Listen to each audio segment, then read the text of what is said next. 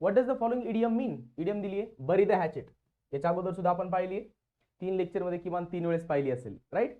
बरी the hatchet, bury the hatchet म्हणजे काय? अगोदरचे आपले जे काही वाद वगैरे असेल, भांडण असेल, हे सगळं काय करणं, विसरून जाणे आणि पुन्हा मैत्री वगैरे करणे, बरोबर का? मग याचा मिनिंग काय होतोय?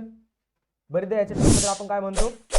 End a quarrel or conflict, जे काय कॉन्फ्लिक्ट असेल टू, हे बघा बरी द हॅचेट ही इडियम, त्याचं मिनिंग बघा, to end the quarrel, QUARREL, to end the quarrel. Okay, याला काय म्हणतो आपण? बरी द हॅचेट. म्हणजे अगोदर जर भांडण झालं असेल तर भांडण ज्याच्यामुळे झालंय ते सगळं विसरणे, भांडणाचा शेवट करणे आणि एकत्र येणे, मैत्री करणे. ओके, मग ऑप्शन्स मध्ये बघा, to give up old enmity, अगोदरचा जुनी जे काही दुश्मनी होते ती सोडून देणे. This is the correct answer. आणखी पुढे बघा काय काय आहे. हाईड म्हणजे लपवणे, वेल्थ म्हणजे संपत्ती. शब्दांचे मिनिंग लगेच सांगतोय, खरं तर ओकॅब हेच पाहायचं असतं. तुम्ही एक इडियम दिले असताना जे 4 ऑप्शन्स आहेत त्या ऑप्शन्स मध्ये कोणकोणते शब्द आलेले आहेत ते व्यवस्थित चेक करायचे, त्यांचं मिनिंग लिहून ठेवायचं. पीवायक्यूचं एखादं पुस्तक वापरत असेल तर त्याच्यावरती लिहून ठेवा.